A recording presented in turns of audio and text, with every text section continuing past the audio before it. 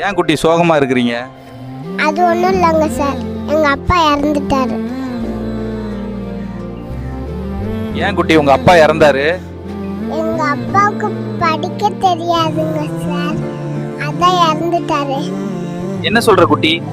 ஆமாங்க சார், சரக்கு பாட்டியில இருக்க வாசகத்தை படிச்சிருந்தா அப்பா இறந்திருக்க மாட்டாரு.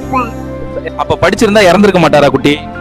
ஆமாங்க சார், இப்ப இறந்திருக்க மாட்டாரு, கொஞ்ச நாள் கழிச்சு இறந்திருப்பார் சார்.